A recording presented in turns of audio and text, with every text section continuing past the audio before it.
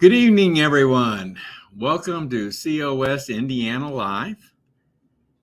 My name's Dale Parrish. I'm the State Director for Convention Estates here in Indiana, and I want to welcome you to our broadcast this evening.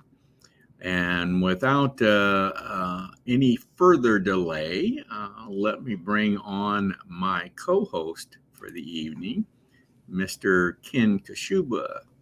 Hello, Ken. Hi, Dale. How are you? Good. Good to see you back from the internet field. Yes. As you all may know, I encountered internet problems last week again, and I was shut down. I'll tell you, Ken, this is beginning to affect my health. Quite honestly, seriously, I was down for something like 4 days, and oh my goodness, I started feeling bad. I didn't intend to get into this, but I actually broke out in a rash. Oh, see what would you do without internet? I mean, what in the days when we had that kind of time, we read books, right? Yeah, we did something, but boy, I'll tell you, it really messes up my life anymore. We really become dependent on it, that's for sure. And I didn't mean to get you off on a tangent, but and I'm going to do something about this. I don't know what right now, but I'm going to do something about it. Well, you're not tipping that guy who serviced your internet well enough, obviously. Evidently. Now, if my service provider, if they'd have gotten out here maybe the next day and got me up going, I could survive with Could that. live with that. But 4 days, Yeah. I mean, it's a lot of time. Got too much going on. Anyway, didn't plan on getting into that, but that's what happened. So I am still getting caught up from being down that long, but it's coming together. Anyway, Ken, as I'm sure viewers know by now, one of the things you're going to be doing tonight is keeping an eye on viewer comments and questions. And if we get any comments or questions, you'll let us know and flash them up here so we can address them. All right. Will do. And if you are any viewers tonight, if you're viewing through Facebook, our state Facebook page, Convention Estates Indiana, or our YouTube channel, Indiana Patriots for Convention Estates, feel free to utilize the chat and give us a comment or give us a question, whatever pleases you. So we'll try our best to accommodate. All right, Ken. Well, Ken, hope I got the numbers right here. I think this is broadcast number 188. And you've been on board for 54 of these now. 54, yep. 188, 54. 188 and 54. So we keep trucking on, keep moving. We're gonna get to that 200 mark here pretty soon. Yep. Well, just to remind everybody, of course, this format is what we do most Monday evenings, where we have a guest and we'll be doing raise your voice, viewer polling. So this is what we normally do most Monday evenings on our broadcast. But on the fourth Monday of every month, we have what's called a roundtable. And that's coming up on March 27th. That'll be the roundtable for the month of March. Now, also want to mention that anyone wanting to join Convention of States here in Indiana, which we hope you do, or if you're not even if you're outside of Indiana and you want to join Convention of States, go to our national website, conventionofstates.com, and provide your information and become a supporter. That's where it all starts, at our national website, conventionofstates.com. All right.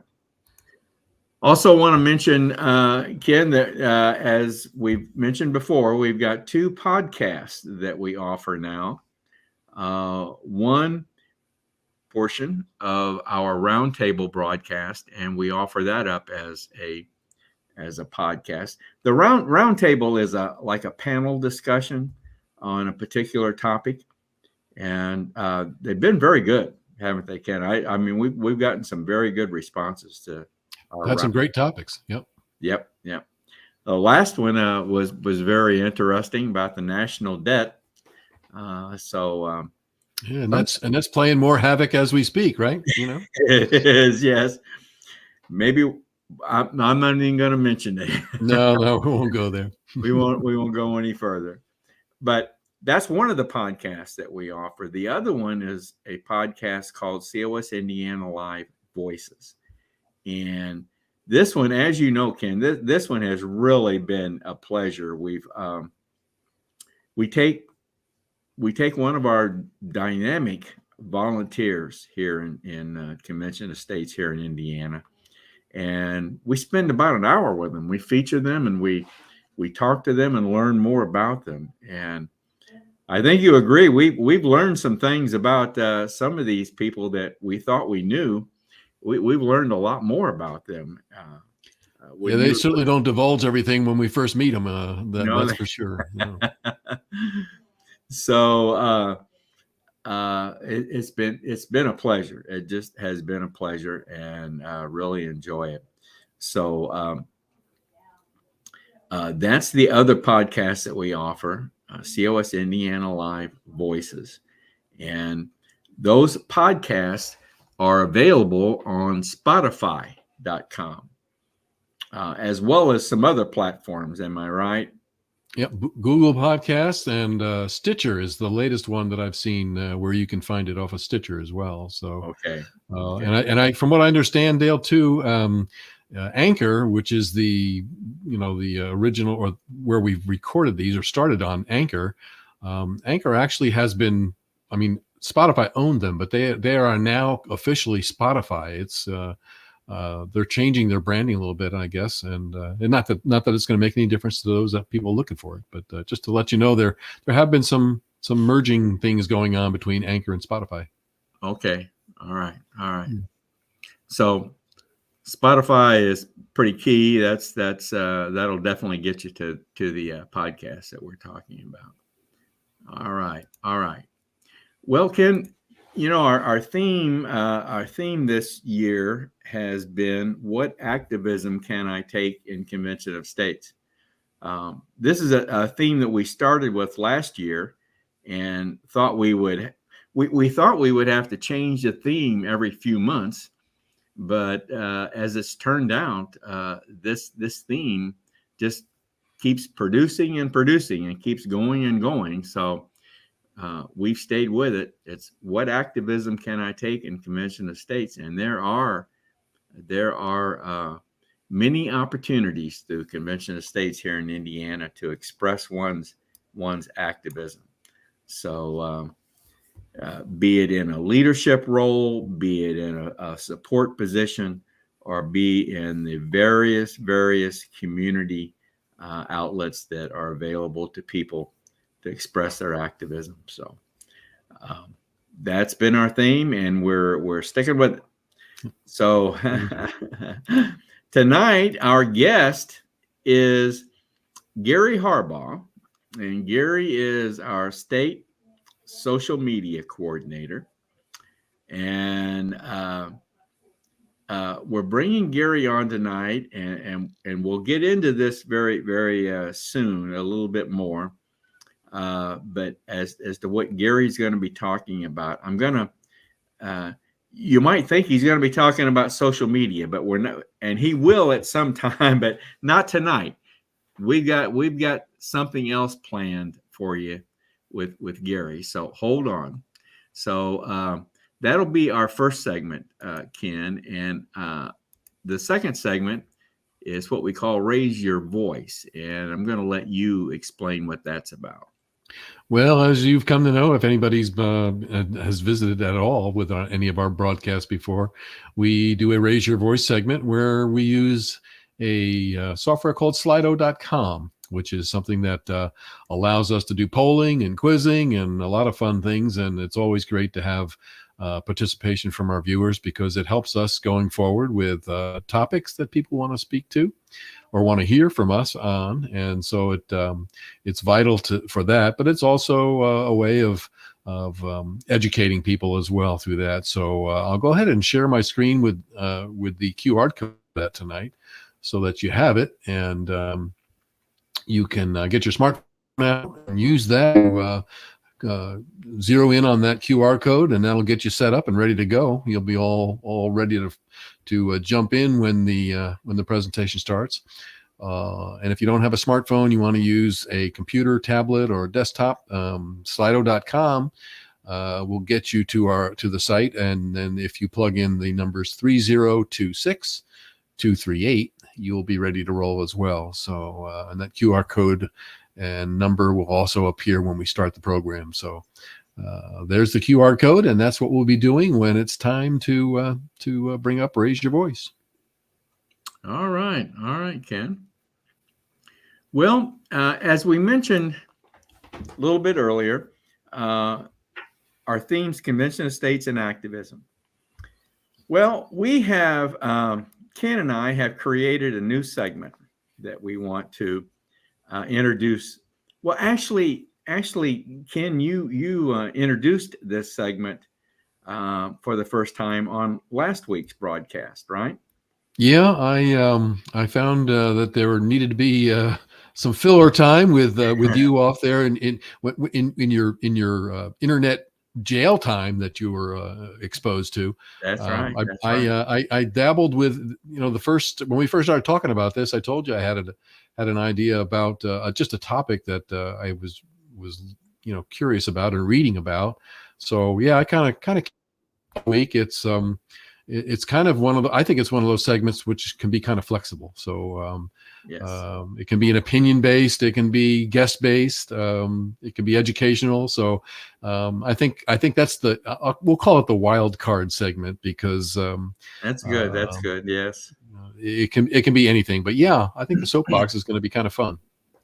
Yes, and obviously the term soapbox, kind of an old term, but it represents a person standing up on a box in a crowd and talking about something. They may be ranting about a particular topic, or they may just be educating people, whatever it might be. So it's kind of one of those things, Dale. When you talk about being an old term, I'd kind of like to see it brought back with our politicians. I'd like to see them stand up on a soapbox and actually address what they're going to do, rather than play all these games that they're playing. Well, quite honestly, that's probably the origin of the term soapbox. Probably, I believe so. From a politician standing up on a soapbox or some sort of box in the midst of a crowd and ranting about why you should vote for that person. Exactly. That would be my guess. That's probably where the term soapbox originated. Might have to look into the history of that. Yep. All right. Well, what we're going to do tonight is we're going to introduce this segment, and Ken's put together just a little intro that we'll play, and Gary then is going to come on, and Gary is going to be our first, I guess, official soapbox guest. And so you wanna play that little intro, Ken? Yeah, we'll do the short intro, and it is just a short intro. So Okay.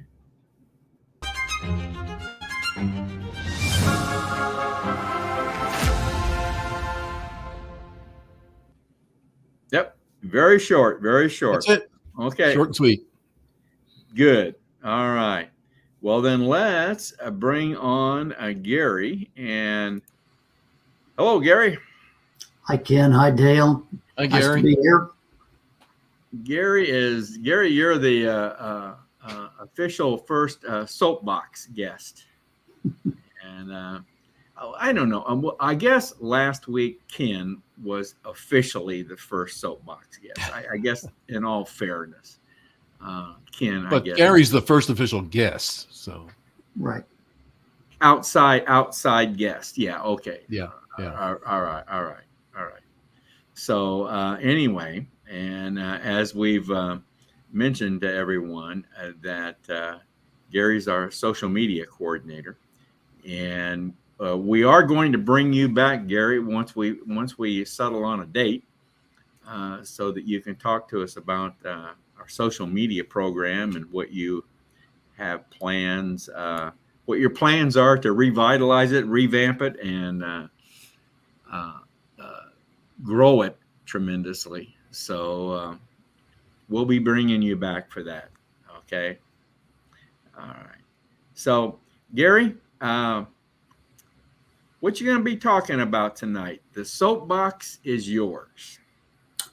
Thanks, Dale. I'm going to get on my soapbox and rant about the Ukraine war. I don't know States, what in the world do you have to rant about of the.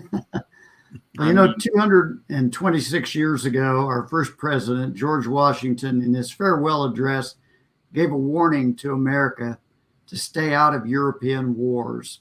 And the founders recognized that the European countries have been going to war with each other for hundreds of years. And, you know, I think he realized they would probably continue to do so. And it would be in America's best interest to stay out of those wars. And now here we are. We're sending billions of dollars to Ukraine, and both money and armaments. And, you know, I'm here to tell you, I don't think the United States has any real vital interest in Ukraine. And I think we should not be involved in this war. And it's doing two things. One is we're spending a lot of money, and we are really in a war with Russia, although it's a proxy war. Ukraine is fighting it. But it runs a serious risk of escalating into a nuclear conflict. And that's something every American ought to be thinking about. This is not fun and games. Ukraine's kind of on the other side of the world for us, but for Russia, it is a next door neighbor. It's the largest country in Europe outside of Russia. It's bigger than Germany or France or any other country in Europe. It has a long and checkered history. And it is considered, Russia considers it vital to their interest. Gary, why do you think, well, I guess I could think of some answers to this question actually, but why do you think the American people are not paying closer attention to this? Why do you, is it because we don't have any troops involved? Well, it's because we've been sold a bill of goods by the mainstream media and our present administration that this is some noble thing that Americans should be involved in. Zelensky, the leader of Ukraine, was invited to speak to our Congress. First time in my lifetime that I can recall a foreign leader ever being invited to address our Congress. He was invited there to ask for money. And I think that we've just sort of been sold this idea, oh, this is something we should be doing. This is a good thing. And hey, we should be helping out these poor Ukrainian people. They were invaded by Russia. And I agree, it's a terrible situation for Ukraine, but I don't think we should be involved. And I think that it's a dangerous situation. Well, boy, it sure looks like at this point that our administration is committed our country to supporting this. So I don't know, but I think there's still a lot of people in America that are not in tune with this, not understanding what's going on here. So give us some history. Tell us about this. Yeah, Dale, if you can pull up that map, I'd like to go back. Ukraine has a very long and checkered history, but the country that began as Ukraine, you can see on the map there in 1654, was a small fiefdom led by a Cossack. They felt threatened by some of their neighbors, and so they asked the Tsar of Russia if they could basically become a vassal state to Russia and gain their protection. And that was the beginning of Ukraine. And if you look at the large green area above that, that was added in the next several hundred years. And each time that territory was added to Ukraine, it was added by Russia, by Russian conquest or Russian annexation or some territory at the end of World War II or there in 1922, major portions were added. This was all added by Russia. And what this map doesn't show, because it doesn't show the surrounding areas, everything to the north and east of Ukraine is Russia. And it's important to understand that parts of Ukraine are east of Moscow. And Moscow has been invaded twice. Once, Napoleon marched his armies across Ukraine all the way to Moscow. And in World War II, Hitler's armies marched within 10 miles of the Kremlin. And they marched across Ukraine because Ukraine is a relatively flat country. There are not mountains. There's an important river there, but not a major enough river to stop the armies to protect Russia from invasion. And so when Russia looks at Ukraine, it is something that is vital to their interest.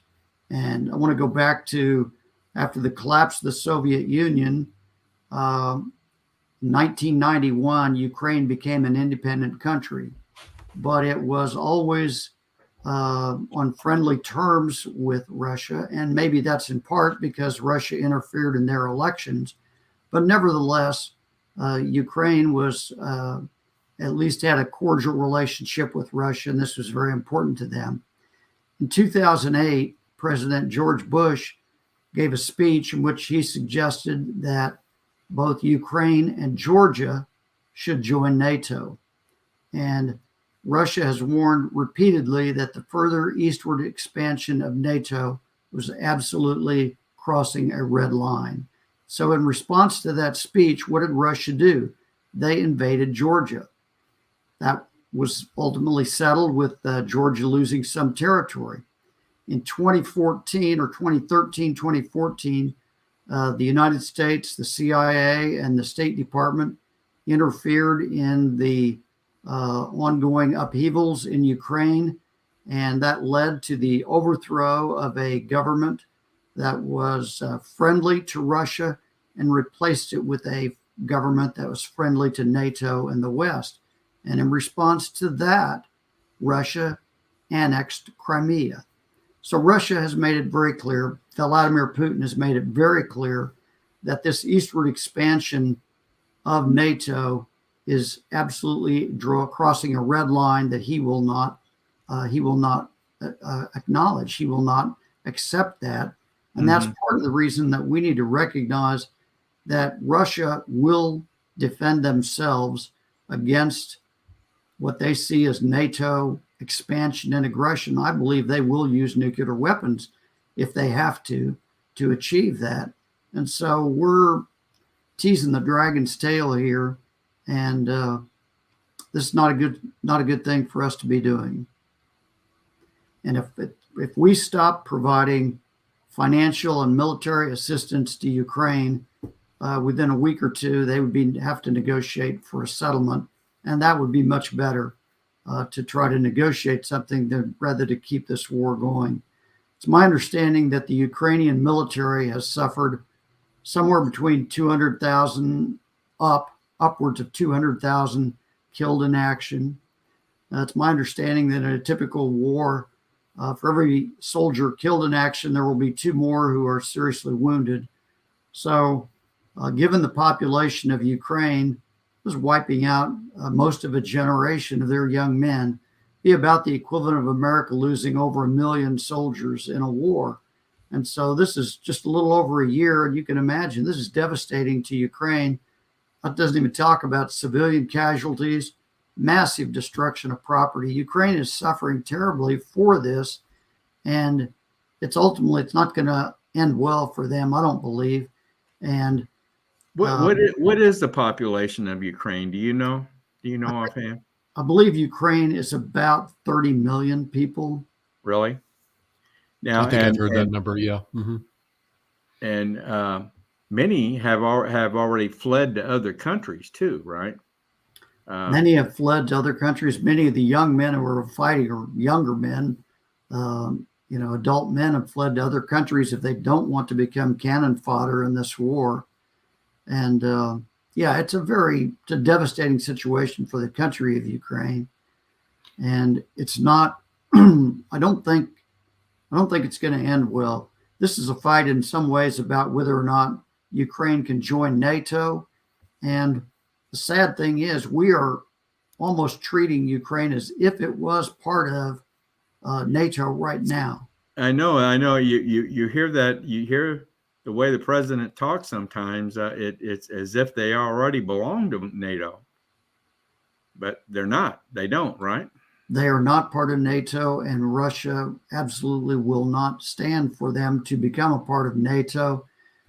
If you realize there is a very long border between Russia and Ukraine, and there's not a mountain range, there's not a barrier. They see maintaining the neutrality of Ukraine as in their vital national interest. And it's a vital national interest to them. Ukraine is not a vital national interest to us. I think our leaders think they're going to, weaken Russia. They're hoping that Putin will be overthrown. It's my understanding that Putin maintains about an 80% approval rating in Russia, so he's not going to be deposed. And furthermore, do you think that's a true approval rating? It might not be. I don't know, but it's very certain that he's far more popular in his country than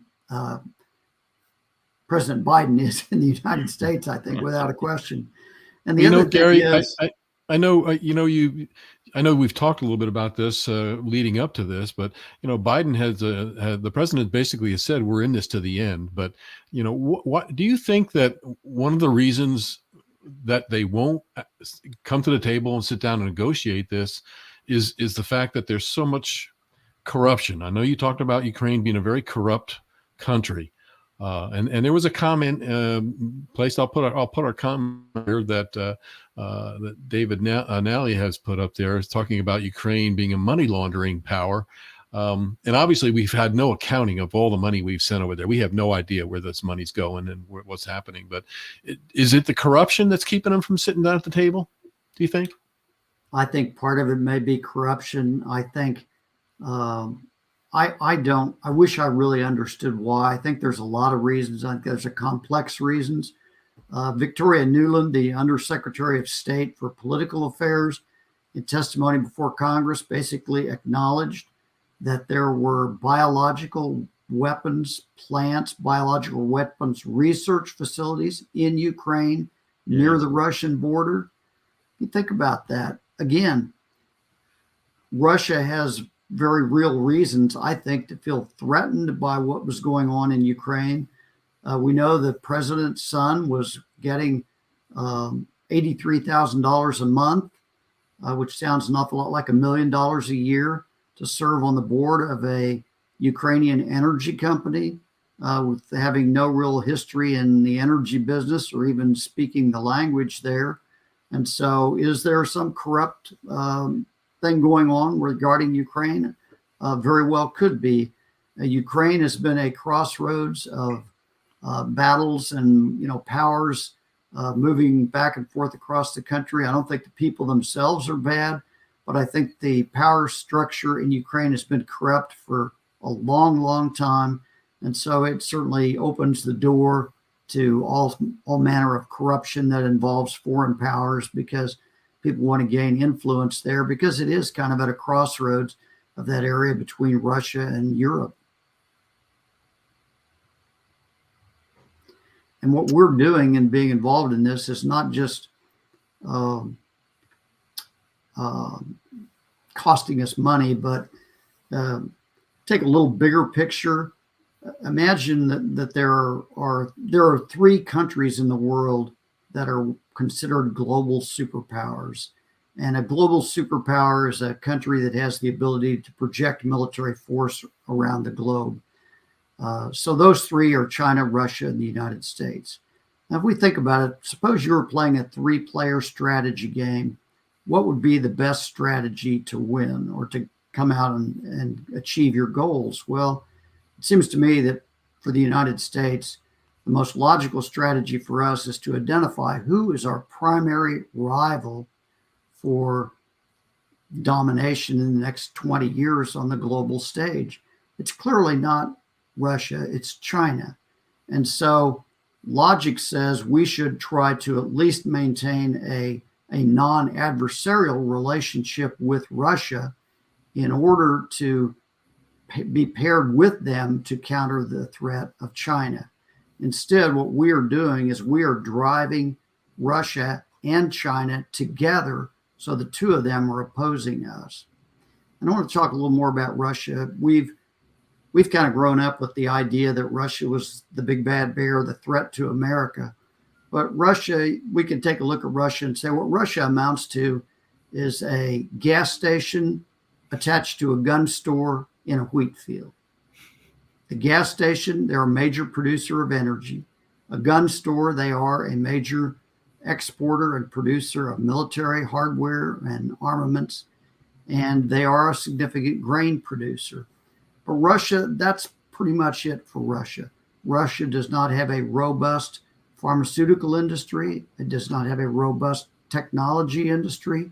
It does not have a robust non-military manufacturing industry. It doesn't have most of what we would consider the things that make a modern power in the world. It's very limited. And so it's really, in many ways, it's not the threat that I think we've been led to believe.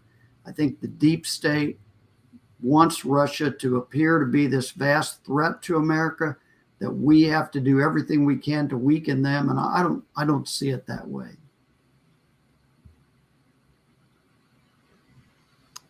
Very good. Very good. So I'm interested in if we get other comments about this. I don't know what most people think, but I just feel like this is a war that we'd be better off if we were not involved in. Well, I agree with that. I mean, we had we certainly haven't learned our lessons from Vietnam right on through to Afghanistan, and here we are again. Just poking the bear. One more time. So. Mm-hmm. A lot of what you say, I think people don't realize and have not been educated to the fact that some of the history you've talked about tonight, it becomes really something that as far as the administration being all in on this, certainly is not in Americans' best interest. And I tend to agree with you. Is there a convention of states message in this all? I mean, is this government overreach? Is this something that could be addressed maybe constitutionally? Yeah, Dale, the Constitution says that we cannot get into a war without a declaration of war by Congress. And yet that's been ignored now for, really since the end of World War II, probably. that we've not had a declaration of war, and yet we've been repeatedly involved in wars. And that's an indication that we, the people, are really not in control of the government anymore. It's being controlled by interests in Washington. There's a very short book I would encourage people to read. It's called War is a Racket. It was written by General Smedley Butler following the First World War. You can get a PDF copy of it online for free. It's only about 40 pages, as I recall. You can probably read it in under an hour. And he talks about the fact that what Eisenhower warned us about, the military-industrial complex wants war. That's how they make their money. And this is in the interests of that military-industrial complex. It's not really in the interests of we the people. And we the people have kind of lost control of our government. And really the first step to us taking it back, beginning to take it back, is a convention of the states. And we start putting limits on federal spending and on federal overreach, term limits. So we have people that are really more responsive to we the people. Unfortunately, a lot of people get to Washington, and they're good people when they get there, but they seem to drink the water from the Potomac, and pretty soon they're all sold out on doing the things that Washington likes to do, which is spend money and get involved in wars. Yeah, I'm glad you brought that up. It did answer what that had popped up for some reason, and all of a sudden, all our comments popped into the chat room. So nothing was happening until just a few seconds ago. But Mystic Traveler had asked, "Does this discussion have anything to do with Convention of States?" So I'm glad you brought that up. And then we had a comment from one of our Jerry Rowe had mentioned here that Ukraine became different when Russia went communist. He says after that they killed millions of Ukrainians, especially farmers, to make them give everything up to the collective. So a couple of comments coming through there. Yeah. What else did we have? Well, we had this interesting comment, which was from David Nally. Again, don't forget FTX collapse, money laundering to support Democratic candidates in 2022. So there's been a number of things going on. I'm not sure that specifically hits with Ukraine, but just a couple of comments that have come through here. And then Diane Jones, another one of our members here, says that we hear a lot about Russian hackers, but they don't have a robust technology. So that kind of falls in line with what you were saying there, Gary. Yeah, I think Russia is probably good at hacking, but you don't see, the latest new modern smartphone is probably not going to come out of Russia. Right. It's not a technology manufacturing or invention powerhouse. It never has been, and I don't think that's going to change. But I will acknowledge they're pretty good at producing hackers, and Well, we haven't heard anything about Russian balloons overhead yet, but at this point, I think it is pretty evident where all the technology seems to lie.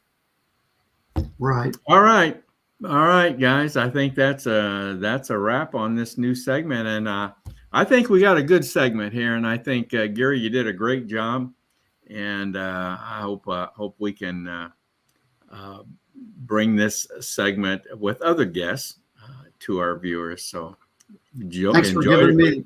Yeah, thanks for the opportunity to get my 2 cents worth. Now, Gary, this is what you've talked about is something that you recently wrote about, right?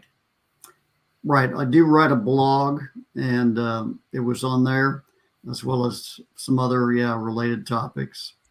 Is it a Convention of States Citizen Builder blog, or is that what you're talking about? Or this is an independent blog, but I do sometimes post the same blogs in Convention of States. And then when I do blog, I like to put in a plug for Convention of States because it is the remedy, the solution as big as the problem. Right. And so I can usually pull that back to if America's got problems, most all of them can in one way or another be addressed by a Convention of the States. You want to tell people quickly how to find your blog? Yeah, look for Freedomist. I think it's freedomist.net. Freedomist.net. Yeah. All right. Freedom And we had one more late question pop in, Gary. Maybe you could do this. Okay.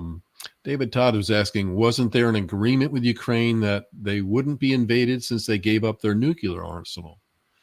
Any history to that, or any validity to that type of agreement that was done? There was an agreement that following the collapse of the Soviet Union, that if Russia or if Ukraine would give up their nuclear weapons, we would protect them. And so, yeah, so you can make that argument that we're protecting them, but that was in the context of they would not be able to defend themselves with their nuclear weapons. And it's probably a good thing, because there might be a nuclear war right now between Ukraine and Russia had they not given those weapons up. Yeah. Yes, that's true. All right, Gary. Thank you very much. Thank you. And we'll have you back for sure. Okay. All right. Thanks, Gary.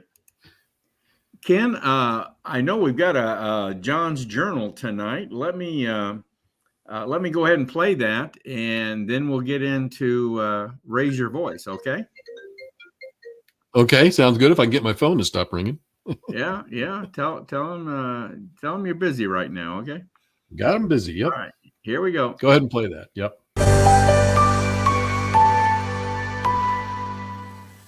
John Ackerman for Convention of States, Indiana. I saw a funny meme the other day. As a picture of, a happy smiling woman drinking a cup of coffee. And the text on the picture says, "You either understand history or you trust the government. You can't do both." Think about that. You either understand history or you trust the government. You can't do both. Any reading of history will bear out Lord Acton's statement that power tends to corrupt, and absolute power corrupts absolutely.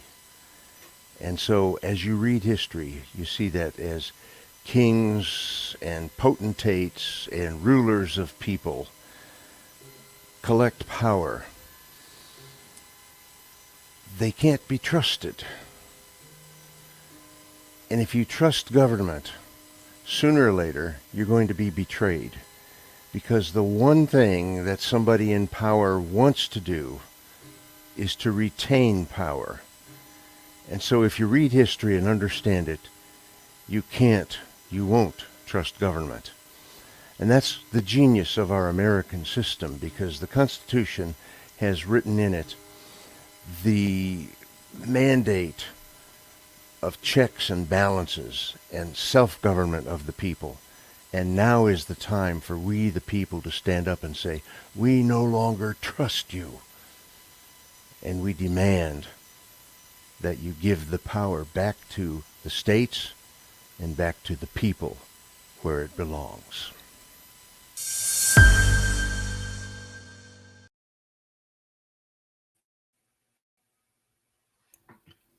Another good John's Journal. Yeah, I think it's very appropriate for the little history lesson that we got tonight. That's right. Yeah, very, very good. Very good. We've got more John's journals coming, and so you'll be seeing more of those here in the near future. All right, Ken, you want to take us into Raise Your Voice? I think it's a good time for Raise Your Voice. Let's go ahead and let Marengo do that. All right.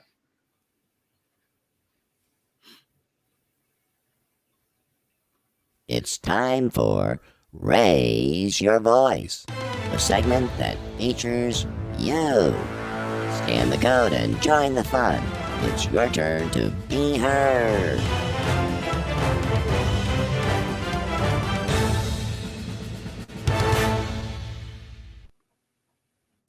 Well, as Marengo said, it is that time. So it's time to get your smartphone out, and hopefully you've already logged in. And if you haven't, the QR code will be shown shortly, along with those that want to sign in with their tablets or other means. So we'll go ahead and pull up the screen here and get the quiz, the poll ready to go tonight. So right about now, you should probably be seeing. We have an anonymous. Potentially, we have 2 more tuning in. I'm not sure what that's all about, but we'll go ahead and bring up the first question for tonight. And that is, how many states are required to ratify a proposed amendment? An obvious COS question here. So if you are still getting, we're going to give some time if you need to get that QR code still or still logging in. But right now, how many states are required to ratify a proposed amendment? So far, we have 100% at 38. And must have been too easy. I thought you kind of made this one a trick. This was a Dale Parrish question, so I thought you kind of a little bit of a trick question with this one tonight. Okay. We'll explain that. Right now, we've got 75% saying 38 and 25% saying 34. So, what's the math there, Dale? And why do you think this could have been a trick question? You want me to answer this for you? Is that what you want? Yeah. I'm kind of curious as to what your thinking was behind this question. Well, these numbers are commonly confused. Okay. It takes 34 states to pass a resolution calling for a convention of states. And currently, we have 19 states that have signed on to our resolution. Requires 34 states or 2/3. But any proposed amendments, any proposed amendments that come out of a convention for ratification would require 38 states or 3/4 of the state legislatures to ratify any proposed amendment before it could become an amendment to the Constitution.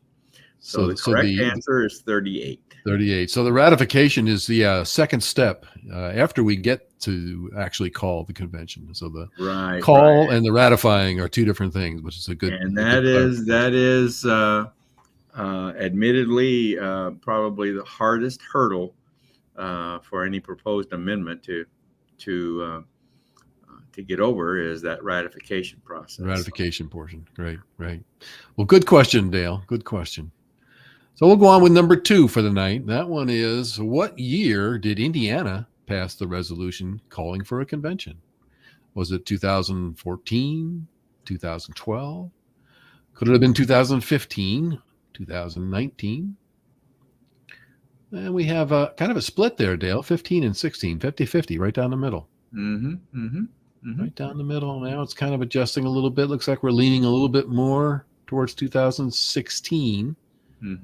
Which actually is now we're 75-25. So we're definitely now it's jumping around a little bit. 64. Maybe we'll wait a little bit longer here and make sure nobody picks 2012. But I think the numbers are kind of proving the correct answer here tonight. It is 2016. Right. It's 2016. We were the 6th of the 19 states that have passed the resolution calling for a convention. Indiana was number 6. Yep. And it was in 2016. Yep, it was. When it was officially passed. Well, a good one. So now we're gonna kind of throw a wrench into the system here. We're gonna do another quiz.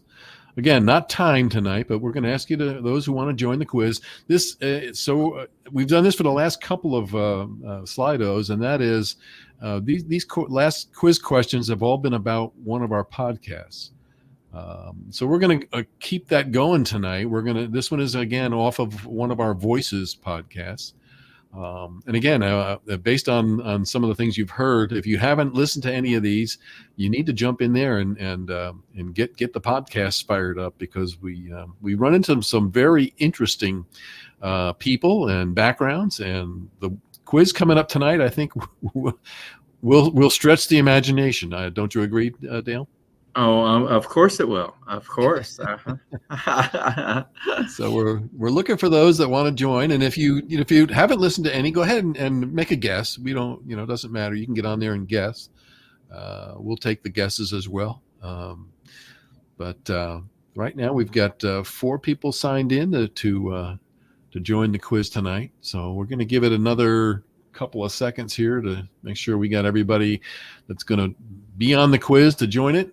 And again, there's no time on this one. We don't have a timer, so take your time and think about this. We got 5 joined in there, so we'll go ahead and bring the quiz up. Tonight's quiz is from One of Our Voices podcast. Who may have known Dorothy and Toto from The Wizard of Oz? Now, if that hasn't piqued your interest, I don't know what will. I don't know what will. Was it Marty Wood? Was it our own Gary Harbaugh? Was it Sue Lyon? Or was it Dale Tipton? Or the famous Dr. Dan Stock? Now, Dan has been quite popular, but out of these folks that we've got listed, which one of those may have known Dorothy and Toto from The Wizard of Oz? Pretty interesting question. We're going to let this sit for a little bit, give everybody a good chance to answer before we reveal the answer on this one. But that's the lineup for tonight. And again, this came out of one of our Voices podcasts that we've done. Does this indicate that no one's answering this? No, it's just that it's not revealed. They're not revealing the leaders on this one. We're just kind of giving people some time to get in on this one, Dale. Okay. We'll go ahead and pull up the answer to this one. If I can remember how to get in on that one again. That's not the full screen. Here we go. We're going to do this. We don't want to give the answer yet. Oh, wow. We have quite a split. We sure do. Quite a split. 25 for Marty Wood, 25 for Gary, 25 for Sue, and 25 for Tipton. And Dan Stock, obviously, they knew that he was the big winner last week, right? Or the week before. So, yeah. Do you want to reveal the answer to this one, Dale? Well, most certainly, I will. Now, this young man probably. I think The Wizard of Oz, that was made in the 30s, wasn't it? Wasn't it? I think it was the 30s. Yeah, I believe so. Yeah. So the answer to this, the gentleman is old. Oh, boy. Like all of us. You've narrowed it down to 3, Dale. Because obviously Sue is not a gentleman. Right. But I don't know that he was old enough really to know Dorothy and Toto. But the correct answer is Gary Harbaugh, and it's because Gary came from Kansas. He was born and raised in Kansas. So he probably, I'm just guessing, but he probably had an opportunity maybe to meet Dorothy and Toto since Dorothy and Toto lived in Kansas. Kansas, yeah. So on one of their state tours, they might have Gary might have had a chance to meet him, maybe. Right. I thought that was a fun question. Okay. Yeah. All right, Ken. That's it, right? That's it. All right. Well, want to remind everyone. As we wrap up here, if you have any further comments or questions, please, after the broadcast, to give us an email at raiseyourvoicecos@gmail.com. raiseyourvoicecos@gmail.com. So please feel free to email us. Ken and I check that email every day. So be looking forward to hearing from you if you have any comment or question after the broadcast is over. I just want to once again remind you that our next roundtable will be coming up on March 27th. It's always the 4th Monday of the month. And we've got to pick a topic for this roundtable. We don't have a topic yet, Ken. I don't know.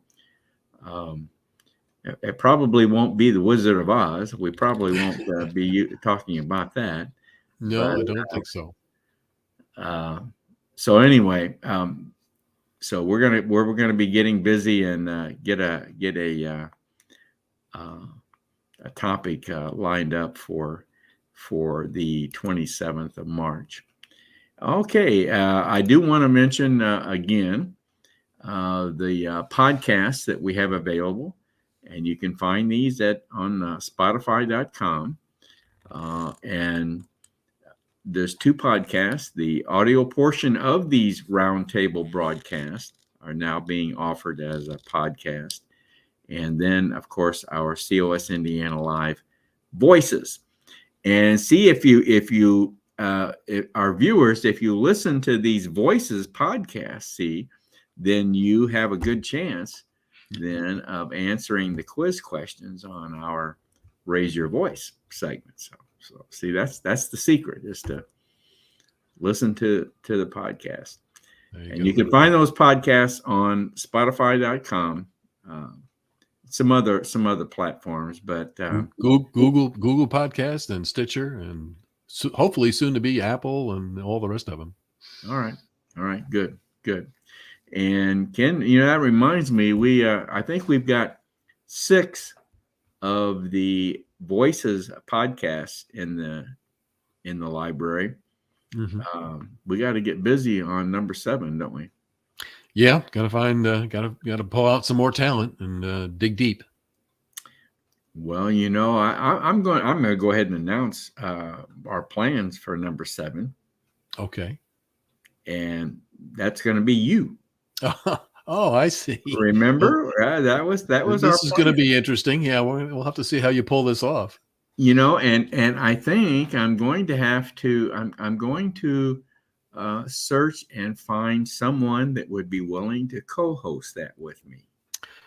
There you go. Well, and I'll have to start.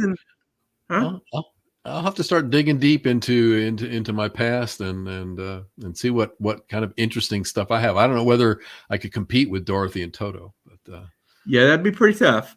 Or if your dad was a bomber pilot in World War II, I don't know if you've got anything like that. Well, I'll give you a little tidbit there. He was actually he was in the Air Corps. And I'll give you a little bit of an insight into that. He was kind of a short guy. My dad was not tall, so the only thing he really qualified for, which was interesting after listening to Dr. Dan, was because of his height, he was scheduled to be in the bombardier, in that bombardier bubble. Really? Yeah, he was scheduled to be there, but I'll save the rest for the podcast. Oh, piquing our interest here. Yes. A little tweak. Now, am I correct? That was a pretty dangerous position, wasn't it? I think if you just listen to Dr. Dan talk about that, yeah, it sure was. You're down there all in your lonesome, kind of hanging down below the plane, or, yeah, it's one of those interesting positions to be in. Wow. Yeah. Okay. Well, yes. Yes, Ken Kashuba will be our next guest on COS Indiana Live Voices, and I've got to line up somebody that'll co-host that with me. So I'll be working on that, and we'll get busy on that here very, very soon. So be looking for that number 7. All right, sounds good. Well, Ken, we always like to wrap things up on our favorite acronym here, GOTC, get off the couch. It's time. That means if any of you, if you're like so many of us in Convention of States, where you're following the news, you're trying to stay on top of what's happening in our country, and you're interested in what's happening, but you just can't seem to find a way to do something about it. Okay. And if you're like the rest of us, so many of us, I should say, in Convention of States, you get to the point where you say to yourself, I have got to get off the couch and get involved. And that's where this acronym comes from. I think we've all been there, Ken. I would almost have to say. Yeah, I think we recognize its strength in numbers, and that's what we need right now to get the, to get this government under control and back to the house of we the people. Yep, yep. And for those of you that are not supporters yet of Convention of States, we have just in the state of Indiana, we have 67,000 supporters for Convention of States. So, and well over 5 million. I think it's about almost 5.5 million nationwide. So, folks, we are growing. We are becoming a significant force in this country. And I think certainly here in Indiana, I think we are a significant force. So if you're one of those that you're to the point of getting off the couch and getting involved, check us out, please, at conventionofstates.com and get involved. And we have many, many opportunities for you to express that activism. So we were just down at the state capitol building just on the 8th of this month, right? Just last week, and holding a rally and telling people about Convention of States and talking to legislators. So we've got a lot of things going on. So, Ken, I think that's it for tonight. You got any closing words? Anything? Any thoughts or anything that? Comments or questions that you've seen? Not really. I know we had a question just pop up about Rumble, and I kind of answered that in the chat room, wanting to know whether we're broadcasting live to Rumble yet, and it's something that obviously StreamYard has to allow us to do, but we are posting our recordings there. But we do post. Other than that, we are posting recordings. Might mention, in addition to our Facebook page, Convention of States Indiana, and our YouTube channel, Indiana Patriots for Convention of States, we also post to Twitter recordings. Now we post to Twitter, post to Instagram, Truth Social. I think Gary's LinkedIn, and I think Gary's got us posting on Gab, and I'm thinking there's one or two more, and I can't think of them right now. But trying to get the recordings posted as many places as possible. Yeah, that's right. So with that said, folks, thank you very much for tuning in tonight. Look for us next week on the 20th. We're going to be, as a matter of fact, the plan is right now, we're going to be talking about and kind of reviewing the day that we spent down at the Capitol last Wednesday on the 8th. We call that the Surge Day. And I think what we'll do is we'll bring on our legislative liaison, Marty Wood, hopefully, because Marty really put that together. And we'll bring him on, and Ken hopefully will have some video for us to look at. So we'll kind of review and give you an idea of what took place that day. We had a very, very good day down at the state capitol. So with that, I think that's it. So good night, everyone. Good night. See you next week.